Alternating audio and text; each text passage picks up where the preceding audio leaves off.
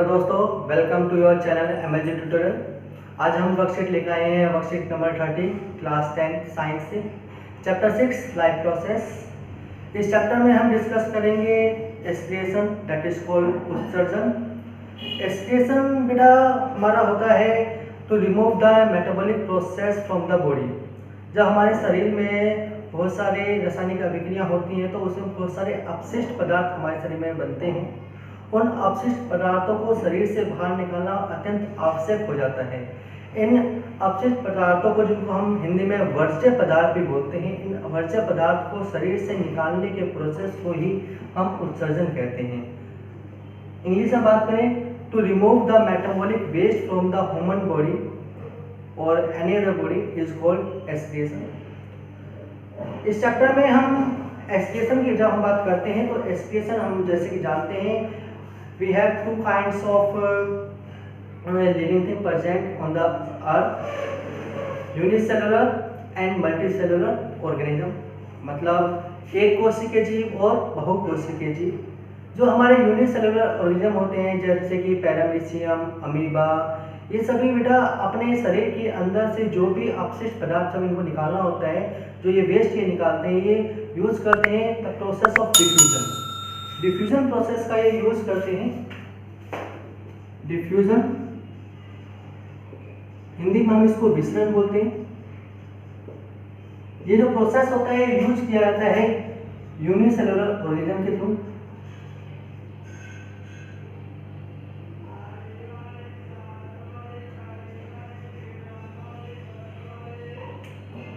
और जो हमारे मल्टीसेलुलर ऑर्गेनिज्म होते हैं वो यूज करते हैं स्पेशलाइज्ड ऑर्गन। एक कोशिकीय जीव अपशिष्ट पदार्थों को निकालने के लिए विसरण विधि का यूज करते हैं। इस विसरण विधि के माध्यम से वो अपने शरीर के अंदर जो भी उनका अपशिष्ट पदार्थ होते हैं उनको सराउंडिंग वाटर में ही वो क्या करते थे, उसको डिफ्यूज कर देते हैं, विस्तृत कर देते हैं। इस तरह से वो अपने अपशिष्ट पदार्थों को निकाल लेते हैं। लेकिन जब हम मल्टीसेलुलर ऑर्गेनिज्म की बात करते हैं, जैसे कि ह्यूमन बीइंग हो गया या कोई और एनिमल्स हो गया, जैसे काव वगैरह हो गया, तो उनके अंदर एक पर्टिकुलर स्पेशलाइज्ड ऑर्गन्स होते हैं जो इस प्रोसेस को कैरी आउट करते हैं। इसी स्पेशलाइज्ड ऑर्गन और तंत्र के माध्यम से हम उनके अपशिष्ट पदार्थों को बाहर निकालते हैं। आज के इस टॉपिक में हम पढ़ेंगे मानव में उत्सर्जन, मतलब एस्पिरेशन इन ह्यूमन बीइंग। तो बेटा ह्यूमन बीइंग के अंदर जो एस्पिरेशन प्रोसेस होता है, ये मैंने आपको यहाँ पे डायग्राम बनाया गया है, यहाँ पे आपके सामने ये एस्पिरेटरी सिस्टम का हमारा डायग्राम है। मतलब मानव में उत्सर्जन तंत्र का ये हमने एक डायग्राम बनाया है। मानव में उत्सर्जन तंत्र जो काम करता है, जो एस्पिरेशन सिस्टम काम करता है, वो हमारे 4 ऑर्गन्स जो है उसके अंदर उनको यूज करके करते हैं। Pair of kidney, pair of ureters, urinary bladders and ureter. जैसे मैंने यहाँ पे सामने लिख दिया है कि इन पार्ट्स का यूज करके जो ह्यूमन बीइंग है एस्पिरेशन प्रोसेस को कैरी आउट करता है। किडनी मतलब रक्त, यूरेटर मूत्रवाहिनी, यूरिनरी ब्लैडर मतलब मूत्राशय, यूरेटर मतलब मूत्रमार्ग। अब ये होता क्या है? एक्चुअली होता क्या है, जब हमारी बॉडी में जो हमारा ब्लड होता है, जब रेस्पिरेशन प्रोसेस हो जाता है तो it contains large number of products like amino acid, carbohydrates etcetera. तो अब ये जो ब्लड से इसके अंदर सम नाइट्रोजनस वेस्ट भी होते हैं। तो ब्लड का काम क्या होता है, हमारा जो किडनी है, जो एस्पिरेशन सिस्टम, उसका मेन मकसद है, जो मेन काम है वो है इस नाइट्रोजनस वेस्ट को हमारे ब्लड से बाहर निकालना। तो किडनी का जो मेन फंक्शन होता है उसको मैं यहाँ पे लिख देता हूँ। इसका मेन फंक्शन होता है to remove nitrogenous waste. Nitrogenous waste कौन कौन से हैं? जैसे कि यूरिया या फिर uric acid from blood. Blood से, रुधिर से, मतलब खून से नाइट्रोजनस वेस्ट को, नाइट्रोजन के जो हमारा वर्ज्य पदार्थ होते हैं उनको निकालने के प्रोसेस के लिए जो प्रोसेस हम यूज़ करते हैं उसको हम एक्सक्रीशन बोलते हैं। और मानव उत्सर्जन तंत्र में वक्त, मूत्रवाहिनी, मूत्राशय और मूत्रमार्ग, ये चारों मिलके इस नाइट्रोजनस वेस्ट को निकालने में मदद करते हैं। तो पेपर में 1 मार्क्स में आता है कि एक्सक्रीटरी सिस्टम जो होता है, किडनी जो होता है, उसका मेन फंक्शन क्या है, तो हम कहेंगे उसका मेन फंक्शन है to remove the nitrogenous waste. फिर क्वेश्चन पूछ लिया जाता है कि उन नाइट्रोजनस वेस्ट के नाम लिखिए जो खून में से मतलब रुधिर में से निकाले जाते हैं बाहर, तो हमारा नाम होगा यूरिक एसिड एंड यूरिया। अब आते हैं प्रोसेस की ये कैसे काम करता है, how the excretion system work in human being. तो देखिए प्यारे बच्चे, यहाँ पे आपका डायग्राम बनाए गए हैं। इस डायग्राम में ये जो आपका लेफ्ट और राइट साइड में आपको दिखाई दे रहे हैं, राजमा की तरह दिखाई दे रहे हैं, बीन्स की तरह दिखाई दे रहे हैं, ये हमारी किडनी होती है। ह्यूमन बीइंग के अंदर पेयर्स ऑफ किडनी होती है, मतलब जो आपका वृक्क होता है वो हमेशा पेयर में होता है, 2 होते हैं, एक लेफ्ट और एक राइट। ऐसी मूत्रवाहिनी भी आपकी 2 होती हैं, एक लेफ्ट में और एक राइट में, एक मूत्राशय होता है, एक मूत्रमार्ग होता है।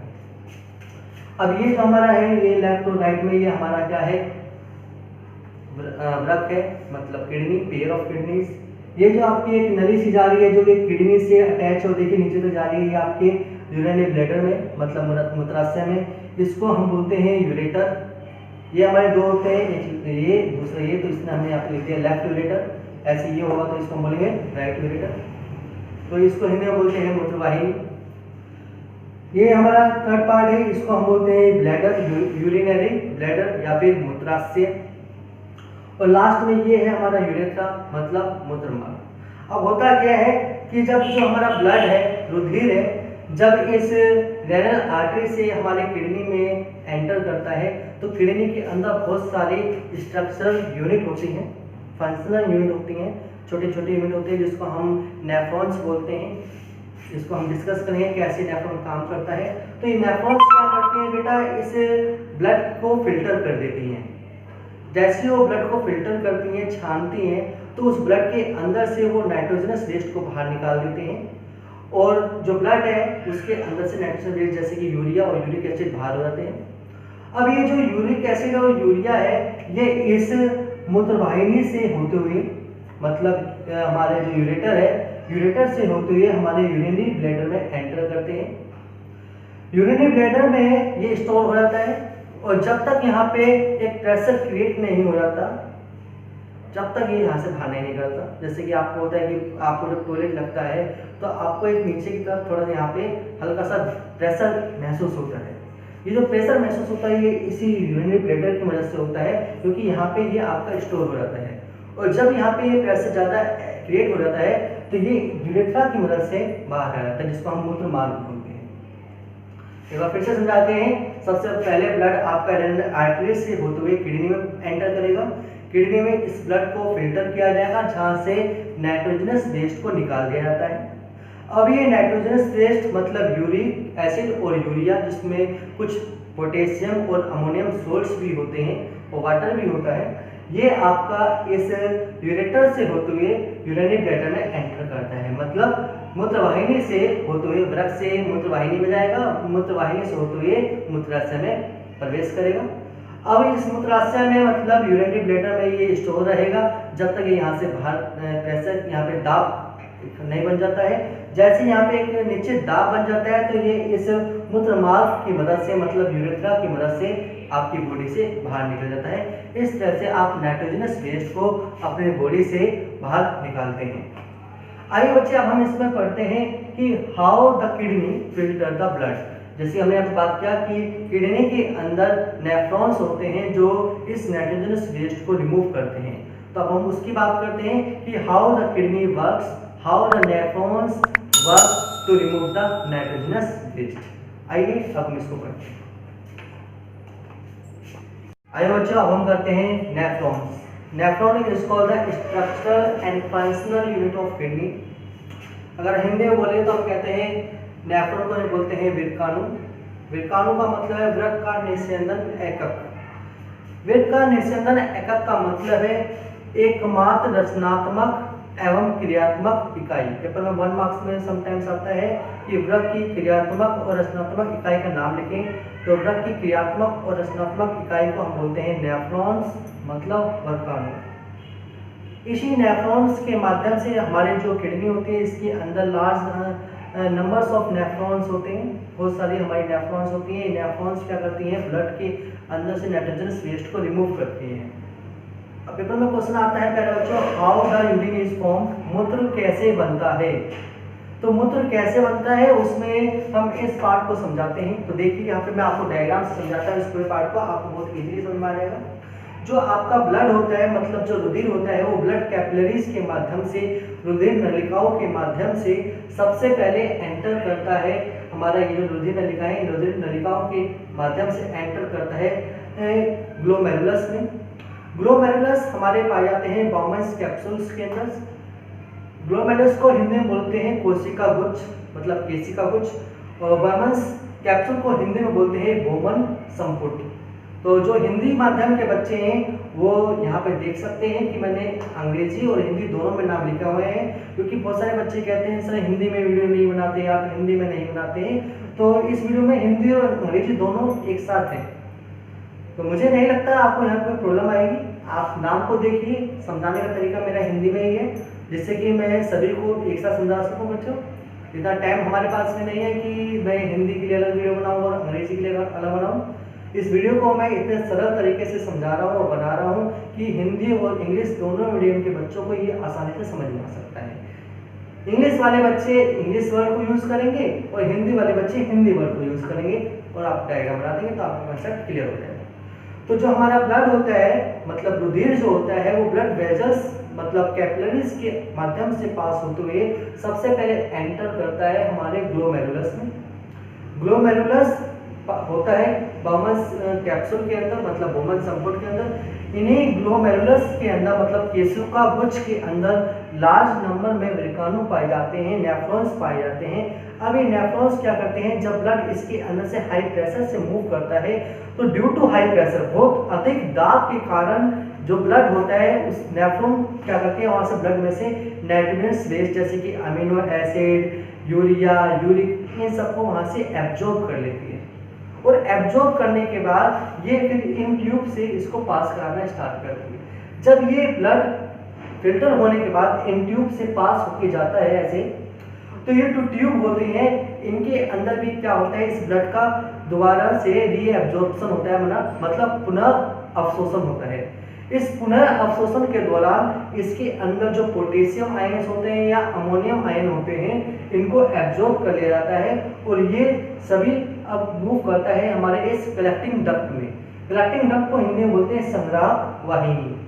तो ये जो हमारा ब्लड होता है जिसमें नाइट्रोजनस वेस्ट होता है, अमोनिया होता है, यूरिया होता है, यूरिक एसिड होता है, ब्लड में से इन सबको निकाल के अब ये जब यहाँ से पास होता है तो इस संग्राहक वाहिनी में इनको भेज दिया जाता है।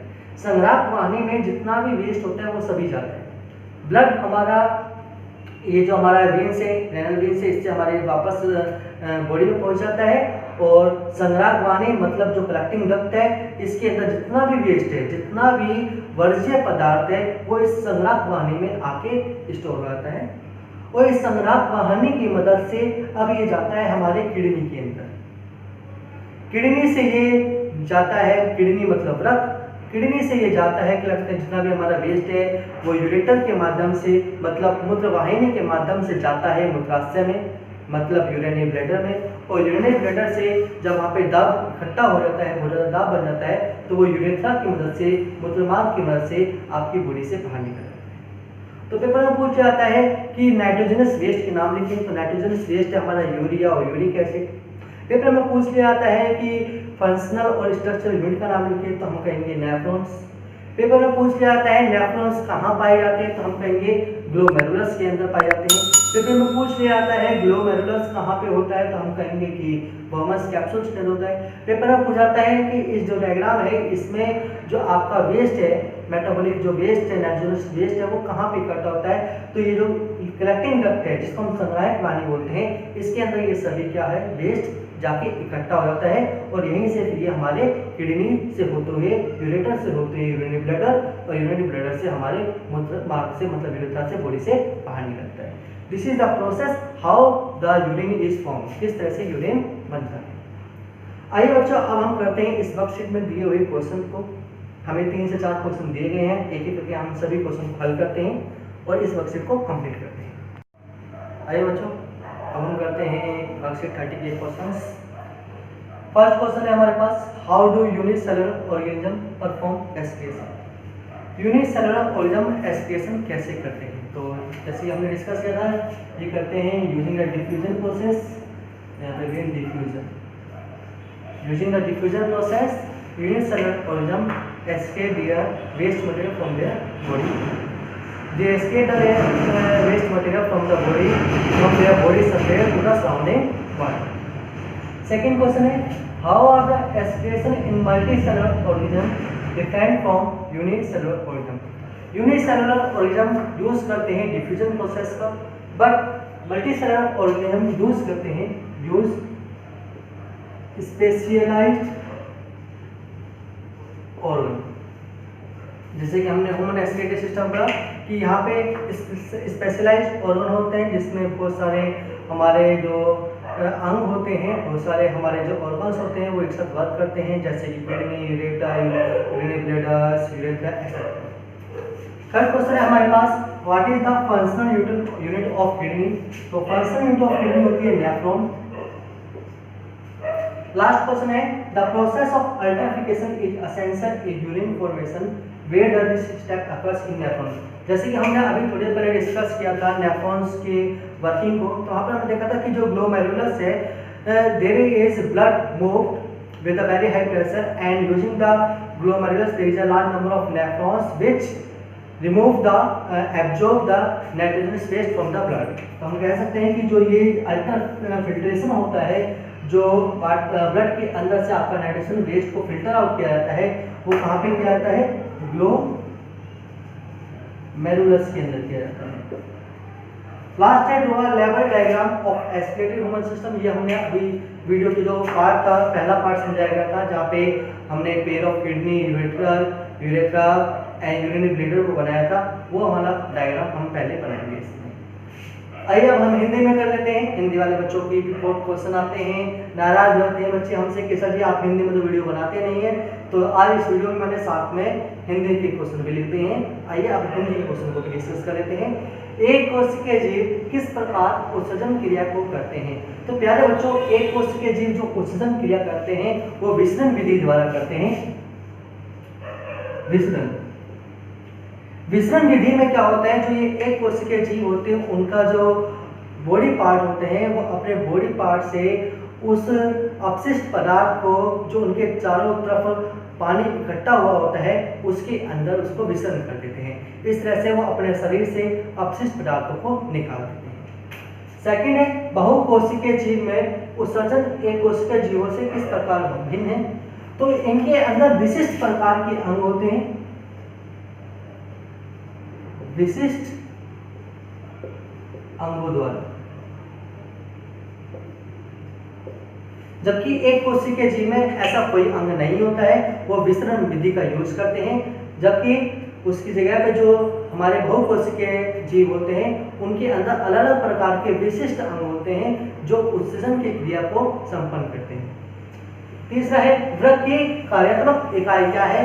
हिंदी में भी हम इसको नेफ्रॉन बोलते हैं, नेफ्रॉन भी आप इसको लिख सकते हैं, नेफ्रॉन या फिर विकाणु। जो विकाणु होते हैं वो हमारे वृक्क की कार्यात्मक और रचनात्मक इकाई होते हैं। मूत्र निर्माण में अति सूक्ष्म निस्यंदन की एक महत्वपूर्ण भूमिका है। नेफ्रॉन में ये कहाँ होता है? नेफ्रॉन में ये आपका बच्चों ग्लोमेरुलस के अंदर होता है। ग्लोमेरुलस को हम ऐसे भी लिखते हैं या फिर इसको एक नाम से और जाना जाता है हिंदी में, केशिका गुच्छ। केशिका गुच्छ वो स्थान है बोमन संपुट के अंदर केशिका गुच्छ होते हैं और इन केशिका गुच्छ के अंदर जब हमारा रुधिर अधिक दाब से प्रवाहित करता है तो इसके अंदर से यूरिक अम्ल, यूरिया, पोटेशियम और अमोनिया जैसे अपशिष्ट पदार्थों को अवशोषित कर लिया जाता है। मानव उत्सर्जन तंत्र का नामांकित चित्र बनाइए। तो प्यारे बच्चों, इस वीडियो के जो सबसे पहले हमने चित्र बनाया था, नामांकित चित्र बनाया था मानव शरीर के अपशिष्ट पदार्थों का उत्सर्जन तंत्र का, जिसमें हमने वृक्क, जोड़े ऑफ वृक्क, मूत्राशय, मूत्रवाहिनी और मूत्रमार्ग का डायग्राम बनाया था। उसी डायग्राम को आपको इस वाले लास्ट क्वेश्चन में बनाना है। प्यारे बच्चों, आज की ये वर्कशीट साइंस की वर्कशीट नंबर 30 कंप्लीट हो गई है। अगर आपको ये वीडियो पसंद आई हो तो अपने दोस्तों को इसको लाइक शेयर करना ना भूलें। जितने ज़्यादा आप इस वीडियो को शेयर करेंगे उतने ज़्यादा सब्सक्राइबर हमारे इस वीडियो पर बढ़ेंगे। जितने ज़्यादा सब्सक्राइबर यहाँ पे आएंगे उतनी ज़्यादा हमें मोटिवेशन मिलेगी।